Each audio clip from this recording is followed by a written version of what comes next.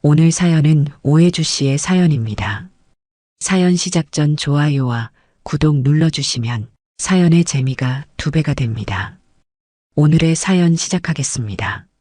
새하얀 호텔 침대 시트 위로 새벽의 여명이 희미하게 스며들고 있었습니다.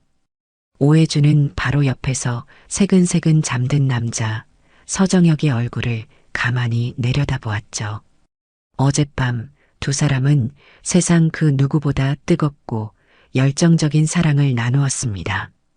정혁은 혜주의 귓가에 끊임없이 사랑을 속삭였어요. 혜주야, 내 인생에 너보다 소중한 건 없어. 우리 조금만 기다려. 내가 다 알아서 할게. 너한테 평생 행복만 줄 거야. 그 달콤한 맹세에 혜주는 세상을 다 가진 듯 행복했습니다. 지난 몇 년간 정혁은 혜주의 전부였고 그의 말 한마디 한마디는 혜주의 삶을 지탱하는 기둥과도 같았으니까요. 정혁이 잠결에 뒤척이며 혜주의 허리를 감싸 안았습니다. 혜주는 그의 품에 더욱 파고들며 살며시 미소 지었죠. 그래, 이 남자라면 내 모든 것을 걸어도 아깝지 않아. 그렇게 혜주는 다시 달콤한 잠에 빠져드는 듯 했습니다. 얼마나 시간이 흘렀을까요? 요란하게 울리는 휴대폰 벨소리에 혜주는 부스스 눈을 떴습니다. 옆자리는 이미 비어 있었죠. 정혁은 아침 일찍 중요한 약속이 있다며 먼저 나간다고 쪽지를 남겨놓았습니다. 바쁜 사람이니까. 혜주는 조금 서운했지만 곧 있을 좋은 소식을 기대하며 애써 마음을 달랬습니다. 그런데 휴대폰 화면에 뜬 발신자는 뜻밖의 인물이었습니다. 정혁과 혜주의 대학 동기이자 지금은 연예부 기자로 일하는 친구 수정이었죠. 여보세요? 수정아, 웬일이야, 이 아침부터? 수화기 너머로 들려오는 수정의 목소리는 평소와 달리 잔뜩 흥분해 있었습니다. 혜주야, 너 지금 어디야? 혹시 서정혁 씨랑 같이 있는 건 아니지? 아니, 정혁 씨는 아침 일찍 나갔는데. 왜 그래? 무슨 일 있어? 수정은 한숨을 내쉬더니 믿을 수 없는 말을 쏟아냈습니다. 너 정말 몰랐어? 서정혁 씨, 오늘 결혼한대. 상대는 윤진그룹 외동딸 윤이나라고. 지금 특급 호텔에서 초호와. 결혼식 올린다고 해서 우리 신문사도 난리가 났어. 너한테 청첩장 안 보냈어? 너희 사귀는 거 아니었어? 순간 혜주의 머릿속이 망치로 얻어맞은 듯 멍해졌습니다. 결혼? 누구랑? 윤이나? 어젯밤 그의 뜨거운 숨결과 사랑의 속삭임은 대체 무엇이었단 말인가. 손이 부들부들 떨려왔고 심장이 미친 듯이 방망이질 쳤습니다. 거짓말이지? 수정아, 너 지금 나한테 장난치는 거지? 정혁 씨가 나한테 이럴 리가 없어. 혜주야, 정신 차려. 지금 인터넷에 이미 기사랑 사진까지 뜨고 있어. 너 정말 아무것도 몰랐던 거야? 혜주는 떨리는 손으로 인터넷 검색창에 서정혁 윤이나 결혼이라는 단어를 입력했습니다. 그리고 화면 가득 펼쳐진 기사와 사진들. 세상에서 가장 행복한 표정으로 웨딩드레스를 입은 윤이나의 손을 잡고 있는 서정혁. 다정하게 서로를 바라보는 두 사람의 모습은 그 어떤 칼보다도 날카롭게 혜주의 심장을 난도질했습니다. 어젯밤 바로 이 손으로 자신을 끌어안고 사랑을 속삭였던 남자가 지금 저렇게 다른 여자 옆에서 웃고 있다니. 배신감과 분노, 치욕감이 한꺼번에 몰아치며 혜주는 거의 실신할 지경이었습니다. 그녀는 미친 사람처럼 웃기 시작했습니다. 눈에서는 뜨거운 눈물이 쉴 새 없이 흘러내렸죠. 서정혁, 내가 감히 나한테 이래? 내가 너한테 어떤 존재였는데. 핏발선 눈으로 허공을 응시하던 혜주의 입가에 문득 섬뜩한 미소가 걸렸습니다. 그래, 이대로 끝낼 수는 없지. 내 결혼식 내가 아주 특별하게 만들어줄게. 지옥으로 말이야. 혜주는 화장대 앞에 앉아 거울 속 자신을 마주 보았습니다. 눈물로 얼룩진 얼굴이었지만 눈빛만큼은 독사처럼 차갑고 이글거렸죠. 그녀는 평소에는 잘 입지 않던 가장 화려하고 도발적인 검붉은색 드레스를 꺼내 입었습니다. 짙은 스모키 화장에 새빨간 립스틱까지 마치 지옥에서 온 복수의 여신과도 같은 모습이었죠. 초호화 호텔의 웨딩홀은 수많은 하객들로 북적였습니다. 정재계 유명 인사들과 연예인들까지 서정혁과 윤이나의 결혼식은 그야말로 세기의 결혼식이라 불리를만 했죠. 주례를 맡은 전직 국무총리의 덕담이 장황하게 이어지고 곧이어 신랑 신부의 사랑의 서약 순서였습니다. 정혁은 꿀이 뚝뚝 떨어지는 눈빛으로 윤이나를 바라보며 준비된 서약문을 읽어 내려갔습니다. 나 서정혁은 신부 윤이나를 평생토록 사랑하고 존경하며 기쁠 때나 슬플 때나 부유할 때나 가난할 때나 건강할 때나 병들 때나 언제나 당신만을. 그때였습니다. 굳게 닫혀있던 웨딩홀의 육중한 문이 거칠게 열리고 검붉은 드레스 차림의 오해주가 성큼성큼 버질로드를 향해 걸어 들어왔습니다. 모든 하객들의 시선이 일제히 그녀에게 쏠렸죠. 술렁이는 분위기 속에서 해주는 재단 앞에 선 정혁을 똑바로 마주보며 얼음처럼 차가운 목소리로 외쳤습니다. 서정혁. 정혁의 얼굴이 일순간 하얗게 질리는가 싶더니 이내 당혹감과 분노가 뒤섞인 표정으로 변했습니다. 신부 윤이나는 영문을 모르겠다는 듯 불안한 눈빛으로 정혁과 혜주를 번갈아 쳐다보았죠. 이 계자식아, 바로 어젯밤에 내 침대에서 나랑 밤새도록 사랑을 속삭여놓고 오늘 여기서 다른 여자랑 결혼을 해. 내가 그러고도 인간이야. 혜주의 처절한 절규는 웨딩홀 전체를 뒤흔들었습니다. 하객들은 경악을 금치 못했고 여기저기서 수군거리는 소리와 함께 휴대폰 카메라 플래시가 터져 나왔습니다. 윤이나의 어머니는 결국 충격으로 정신을 잃고 쓰러졌고 아버지 윤 회장은 당장이라도 혜주를 갈기갈기 찢어 죽일 듯한 험악한 표정으로 소리쳤습니다. 저 미친년을 당장 끌어내지 못해. 경호원들, 뭐 하는 거야?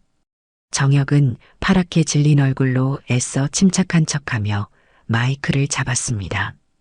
여러분, 소란을 피워 죄송합니다. 저 여자는 과거에 저를 잠시 만났던 여자인데 제가 헤어지자고 하자 앙심을 품고 이렇게 제 결혼식에 와서 행패를 부리는 겁니다. 제정신이 아닌 여자예요. 여러분, 절대 저 여자의 말에 현혹되지 마십시오. 하지만 혜주는 물러서지 않았습니다. 그녀는 품속에서 무언가를 꺼내 높이 쳐들었죠. 그것은 다름 아닌 어젯밤 정혁이 급하게 나가면서 그녀의 침실에 떨어뜨리고 간 그의 고급 라이터였습니다. 그리고 혜주의 휴대폰에서는 어젯밤 정혁이 사랑을 속삭였던 음성 녹음 파일이 흘러나오기 시작했습니다. 혜주야, 사랑해. 세상에서 너만 사랑해. 조금만 기다려. 응? 명백한 증거 앞에 정혁의 얼굴은 하얗게 질려갔습니다. 윤이나는 배신감에 치를 떨며 정혁의 뺨을 후려갈겼죠. 당신, 어떻게 나한테 이럴 수가 있어. 이 사기꾼, 짐승만도 못한 인간. 결혼식장은 그야말로 아수라장이 되었습니다. 분노한 윤이나의 가족들과 당황한 정혁의 가족들, 그리고 이 모든 광경을 흥미진진하게 지켜보는 하객들까지 뒤엉켜 난장판이 벌어졌죠. 결국 혜주는 출동한 경찰과 경호원들에 의해 강제로 끌려 나왔지만 그녀의 입가에는 처절하면서도 통쾌한 미소가 걸려 있었습니다. 서정혁, 윤이나, 너희 둘 오늘 절대 잊지 마. 이게 끝이라고 생각하지 마. 내가 반드시 내 놈들 인생 전부를 지옥으로 만들어줄 테니까. 핏빛 저주를 남기고 결혼식장을 빠져나온 혜주. 그녀의 눈빛은 복수심으로 활활 불타고 있었습니다. 한때는 사랑했던 남자, 그러나 이제는 철천지원수가 되어버린 서정혁.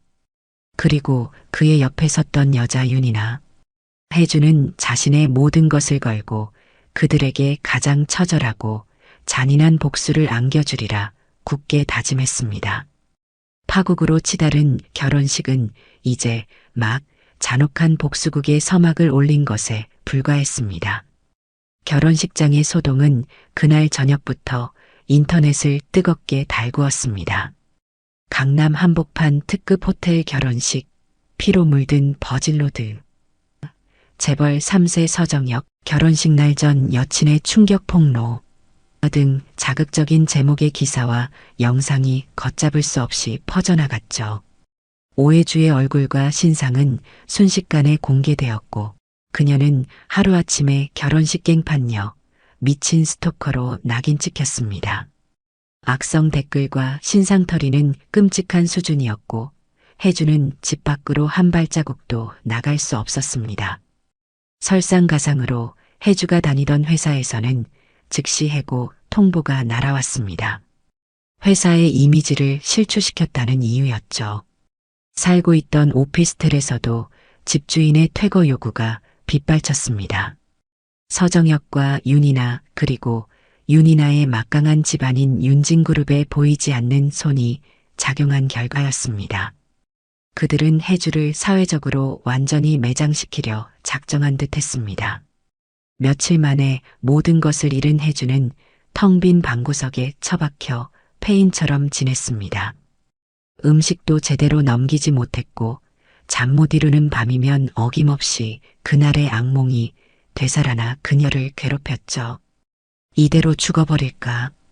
절망의 끝에서 혜주는 수면제를 입안에 털어넣으려던 순간 휴대폰이 낮게 진동했습니다.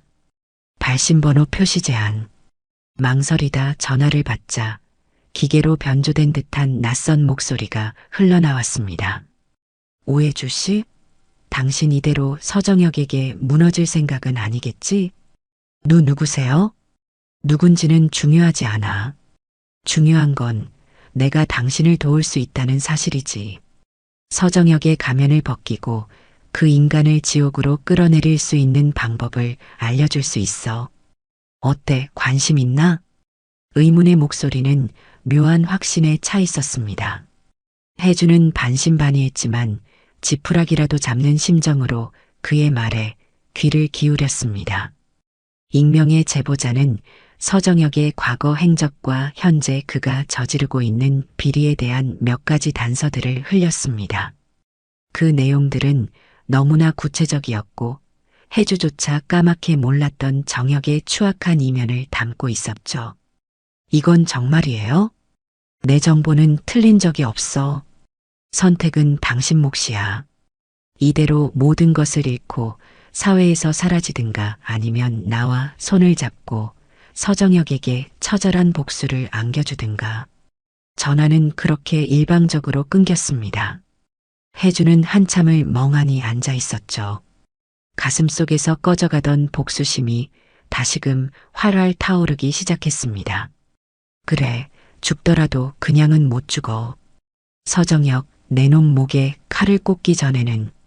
한편 세간의 동정 속에 신혼여행에서 돌아온 윤이나는 겉으로는 충격에서 벗어나지 못한 가련한 신부의 모습을 연기했지만 그녀의 눈빛은 냉정하게 빛나고 있었습니다. 윤이나는 자신의 아버지이자 윤진그룹의 총수인 윤 회장과 독대하며 의미심장한 대화를 나누었죠. 아버지, 서정혁 그 인간 생각보다 시시한 남자 같아요. 오해주라는 여자 하나 제대로 처리 못해서 일을 이 지경으로 만들고. 윤 회장은 탐욕스러운 미소를 지으며 딸의 어깨를 두드렸습니다. 이나야, 원래 사냥감은 처음부터 목을 조르는 것보다 서서히 숨통을 죄는 재미가 있는 법이다. 서정혁은 우리 윤진그룹이 더 큰 그림을 그리는데 필요한 장기 말일 뿐이야. 이번 일로 오히려 그 녀석을 더 단단히 올가맬 수 있게 됐으니 전화위복이라 할 수 있지. 오해주라는 여자는 내가 알아서 처리하거라. 내 손으로 직접 마무리 짓는 것도 나쁘지 않을 게다. 윤이나의 입가에도 아버지와 똑 닮은 차가운 미소가 떠올랐습니다. 그녀는 정혁과의 결혼이 처음부터 철저히 계산된 비즈니스였음을, 그리고 그 안에는 자신만의 또 다른 목적이 숨겨져 있음을 드러내고 있었죠. 그녀는 곧바로 변호사를 통해 오해주에게 접근했습니다. 오해주 씨, 제 남편 서정혁 씨와의 일로 많이 힘드실 거라 생각합니다. 저희 쪽에서는 원만하게 이 일을 마무리 짓고 싶습니다. 소정의 위자료를 드릴 테니 더 이상 문제 삼지 않고 조용히 사라져 주시면 어떨까요? 윤이나는 눈물을 글썽이며 동정심을 유발하는 연기를 펼쳤지만 혜주는 그녀의 위선적인 태도 뒤에 숨겨진 칼날을 읽었습니다. 이것은 명백한 함정이었죠. 돈으로 자신을 회유하려는 동시에 만약 거절한다면 더욱 가혹한 보복이 기다리고 있다는 무언의 협박이었습니다. 윤이나 씨, 사람 잘못 보셨네요. 저는 당신들이 주는 더러운 돈 따위에는 관심 없어요. 내가 원하는 건 오직 하나, 서정혁 그 인간의 파멸뿐이니까요. 그리고 당신도 공범이라는 거 잊지 마세요. 혜주는 윤이나의 제안을 단칼에 거절했습니다.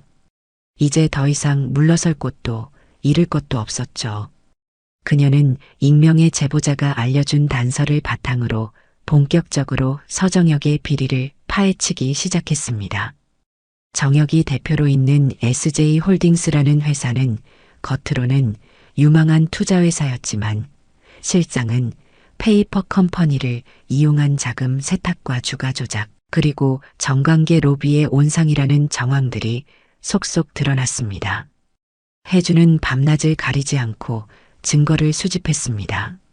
전 직장에서의 디자인 실력을 발휘해 위조된 서류를 감별해내고 때로는 변장을 하고 정혁의 회사 근처를 맴돌며 그의 동태를 살폈죠. 하지만 정혁 역시 만만한 상대가 아니었습니다. 그는 혜주의 움직임을 감지하고 검은 양복을 입은 사내들을 시켜 그녀를 협박하고 미행하기 시작했습니다. 어느 날 밤 증거를 찾기 위해 SJ 홀딩스 사무실에 몰래 잠입했던 혜주는 그만 경비에게 발각될 뻔한 위기에 처하기도 했습니다. 다행히 익명의 제보자가 미리 알려준 비상구를 통해 간신히 탈출했지만 심장이 턱까지 차오르는 아찔한 순간이었죠.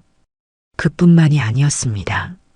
혜주의 원룸 현관문에는 붉은색 페인트로 죽고 싶지 않으면 까불지 말아라는 섬뜩한 경고 문구가 적혀 있었고 그녀의 노트북은 해킹당해 모든 자료가 삭제될 뻔하기도 했습니다. 하지만 이런 위협과 방해 공작은 오히려 혜주의 복수심을 더욱 불태울 뿐이었습니다. 그녀는 더욱 치밀하고 대담하게 움직였죠. 그러던 중 혜주는 정혁이 윤이나와 결혼하기 직전까지 깊은 관계를 맺었던 또 다른 여자가 있다는 사실을 알게 되었습니다. 그 여자는 한때 잘 나가던 아나운서였으나 정혁에게 버림받은 후 알 수 없는 이유로 방송가에서 갑자기 사라졌다고 했죠. 익명의 제보자가 바로 그 여자 혹은 그 여자의 가족일 수도 있다는 생각이 혜주의 머리를 스쳤습니다. 혜주는 수소문 끝에 그 전직 아나운서 차수연을 찾아냈습니다. 차수연은 한적한 시골 마을에서 요양 중이었는데 과거에 화려했던 모습은 온데간데 없이 심신이 극도로 피폐해져 있었죠. 혜주는 차수연에게 자신의 이야기를 털어놓으며 도움을 청했습니다. 처음에는 경계하던 차수연도 혜주의 진심, 어린 모습과 서정혁이라는 공통의 원수에 대한 분노로 조금씩 마음을 열기 시작했습니다. 서정혁, 그 인간 악마예요, 악마. 사람의 영혼까지 파괴하는. 차수연은 떨리는 목소리로 정혁과 있었던 일들을 털어놓았습니다. 정혁은 차수연의 아나운서로서의 성공을 발판 삼아 자신의 사업 영역을 확장하려 했고, 그녀가 더 이상 쓸모없어지자 가차없이 버렸다고 했습니다. 심지어 차수연이 자신의 아이를 임신했다는 사실을 알게 되자 강제로 낙태를 종용하고 그녀를 정신병원에 감금하려 했다는 충격적인 이야기까지 털어놓았죠. 이건 제가 가지고 있던 녹음 파일이에요. 서정혁 그 인간이 제게 했던 짓거리들이 고스란히 담겨 있죠. 차수연이 건넨 USB 안에는 서정혁의 추악한 만행을 입증할 결정적인 증거들이 담겨 있었습니다. 혜주는 USB를 움켜쥐며 전율했습니다. 이것만 있다면 서정혁을 사회에서 완전히 매장시킬 수 있을 터였습니다. 하지만 그때 창밖에서 심상치 않은 인기척이 느껴졌습니다. 어둠 속에서 번뜩이는 몇 개의 그림자. 혜주는 직감했습니다. 자신과 차수연이 절체절명의 위기에 처했다는 것을 말이죠. 어둠 속에서 번뜩이는 그림자들은 틀림없이 서정혁이 보낸 자들이었습니다. 오해주는 차수연을 부축하며 비명을 지르려 했지만 이미 때는 늦었죠. 복면을 쓴 괴한 두 명이 순식간에 산장의 문을 부수고 들이닥쳤습니다. 그들의 손에는 섬뜩한 흉기까지 들려 있었어요. USB 내놔. 그리고 조용히 따라와 주면 험한 꼴은 안 당할 줄 알아. 괴한 중 하나가 낮은 목소리로 위협했습니다. 혜주는 차수연을 자신의 등 뒤로 숨기며 필사적으로 저항하려 했지만 역부족이었죠. 다른 괴한이 혜주의 머리채를 거칠게 잡아챘을 때 산장의 창문이 깨지며 또 다른 그림자가 번개처럼 뛰어들었습니다. 그는 바로 익명의 제보자, 아니, 이제는 혜주의 든든한 조력자가 된 강민준이었습니다. 강민준은 한때 윤진그룹의 핵심 브레인이었으나 윤 회장의 검은 속셈을 알고 내부 고발을 준비하다 쫓겨난 비운의 인물이었죠. 그는 뛰어난 무술 실력으로 순식간에 괴한들을 제압했습니다. 오해주 씨, 차수연 씨, 괜찮으십니까? 서정혁 그놈이 벌써 손을 썼을 줄이야. 강민준의 도움으로 위기를 넘긴 혜주와 차수연은 그의 비밀 아지트로 몸을 피했습니다. 그곳에서 혜주는 차수연에게 받은 USB와 자신이 모은 자료들을 합쳐 서정혁과 SJ홀딩스 그리고 윤진그룹의 추악한 커넥션을 세상에 폭로할 마지막 퍼즐을 맞추기 시작했습니다. 자료는 생각보다 방대했고 그들이 저지른 범죄는 상상을 초월하는 수준이었죠.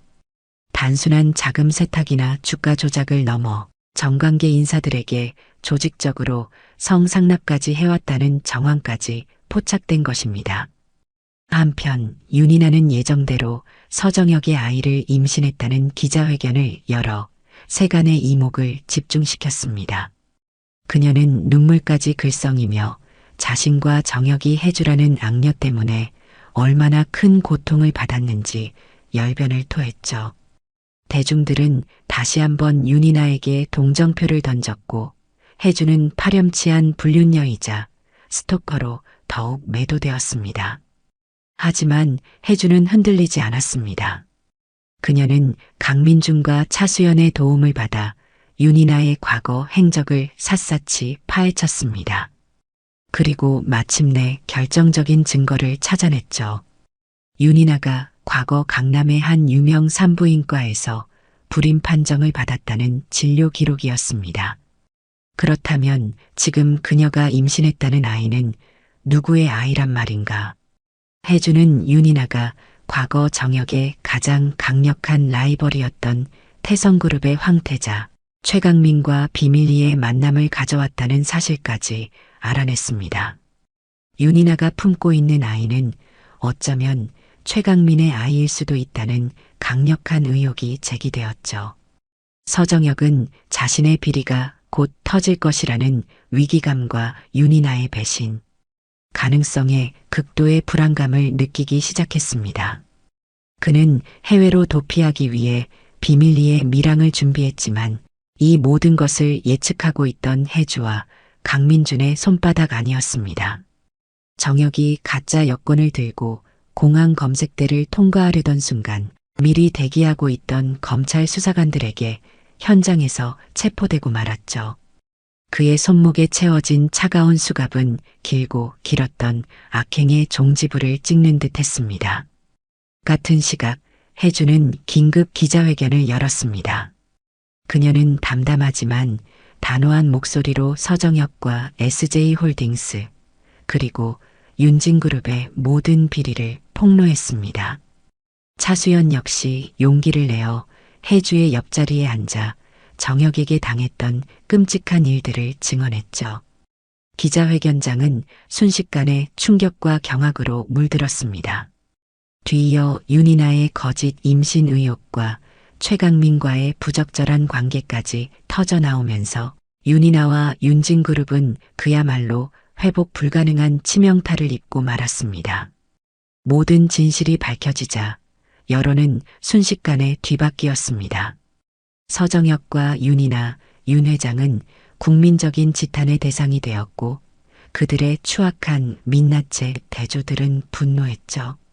검찰 수사는 급물살을 탔고 서정혁은 횡령, 배임, 주가 조작, 성상납, 알선 등 온갖 범죄 혐의로 구속되어 재판을 받게 되었습니다. 윤이나 역시 거짓 임신과 불륜 스캔들로 인해 모든 것을 잃고 사회에서 매장되었으며 윤진그룹은 끝없는 추락의 길을 걷게 되었죠. 길고 처절했던 복수가 끝난 후 혜주는 깊은 허탈감에 휩싸였습니다. 통쾌함보다는 씁쓸함과 인간에 대한 환멸이 더 크게 밀려왔죠. 그녀는 모든 것을 정리하고 호련히 어딘가로 떠났습니다. 아무도 그녀의 행방을 알지 못했죠. 몇 년의 시간이 흘렀습니다. 세상은 서정혁과 윤이나의 사건을 까맣게 잊은 듯 평온해 보였지만 그들이 남긴 상처는 여전히 곳곳에 남아 있었습니다.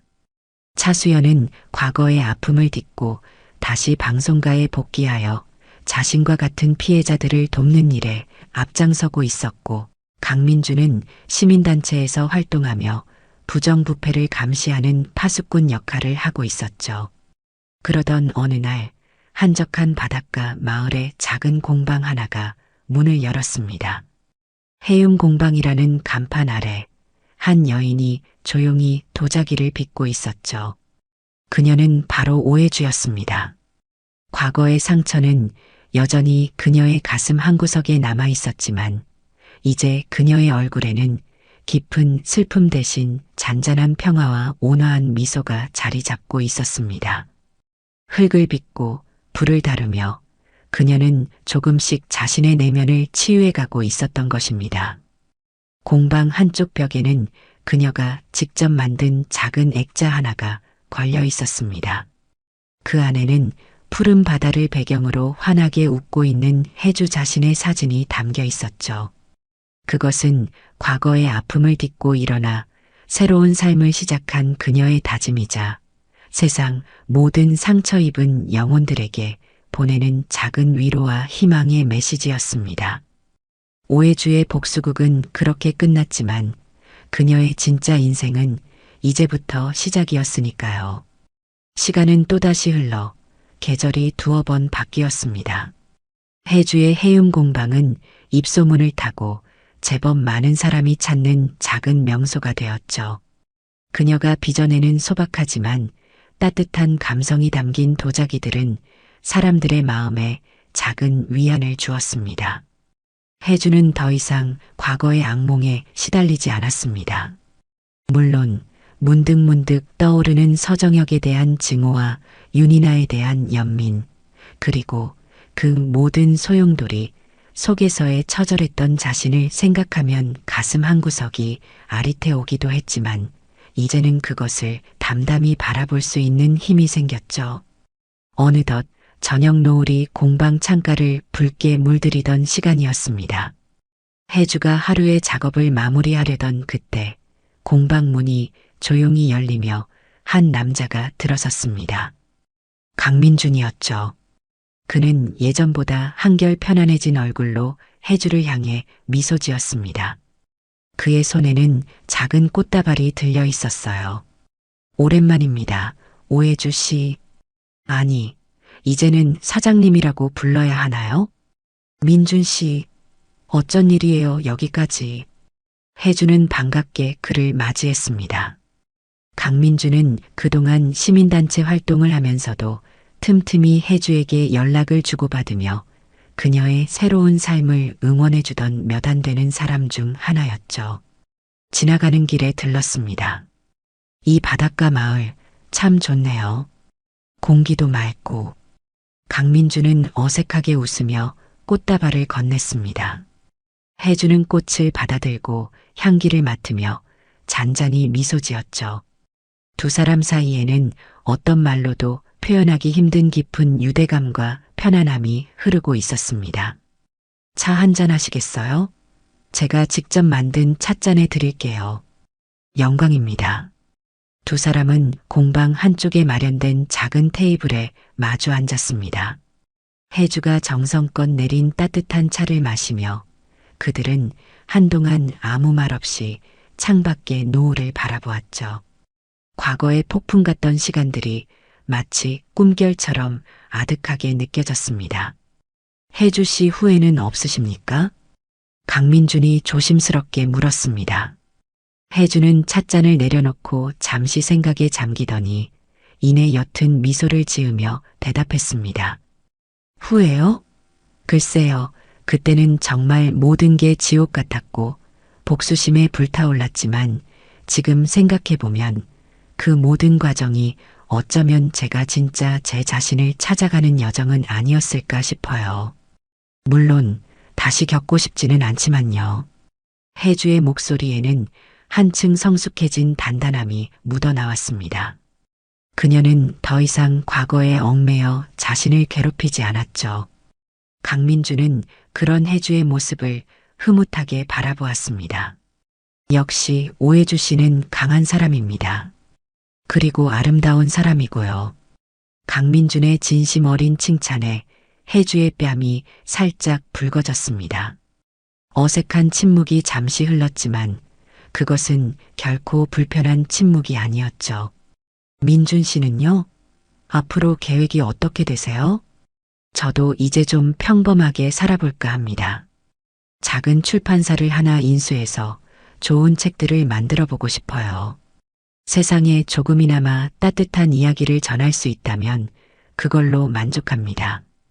강민준의 눈빛은 진지하게 빛나고 있었습니다.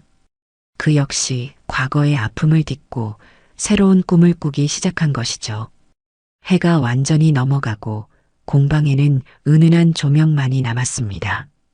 두 사람은 한참 동안 이런저런 이야기를 나누었죠. 과거에 힘들었던 기억들, 현재의 소소한 일상들, 그리고 미래에 대한 작은 희망들까지. 그들의 대화는 밤늦도록 이어졌습니다. 공방을 나서는 강민준을 배웅하며 혜주는 밤하늘을 가득 채운 별들을 바라보았습니다. 수많은 별들처럼 세상에는 다양한 사람들이 각자의 사연을 안고 살아가겠죠. 그리고 그 속에서 때로는 넘어지고 상처받지만 결국에는 다시 일어서서 자신의 빛을 찾아가는 것이 바로 인생이라는 것을 혜주는 이제 깨달은 듯 했습니다. 잘 가요, 민준 씨. 그리고 고마웠어요, 모든 게. 저도 고마웠습니다, 혜주 씨. 강민주는 차를 타고 떠났고 혜주는 그의 차가 멀어질 때까지 가만히 서 있었습니다. 시원한 밤바람이 그녀의 머리칼을 부드럽게 스쳐 지나갔죠. 마음이 한결 가벼워진 것을 느꼈습니다. 오해주. 한때는 지독한 배신과 절망 속에서 복수만을 꿈꿨던 여자. 하지만 그녀는 그 모든 고통의 시간을 지나 마침내 자기 자신과 화해하고 새로운 삶의 의미를 찾아냈습니다. 그녀의 이야기는 우리에게 진정한 용서와 치유는 결국 자기 자신으로부터 시작된다는 것을, 그리고 아무리 깊은 어둠 속에서도 한 줄기 희망의 빛은 반드시 존재한다는 것을 보여주는 듯 했습니다. 그녀가 써내려갈 또 다른 이야기, 더욱 단단하고 아름다워질 그녀의 내일은 이제 막 시작되고 있었습니다.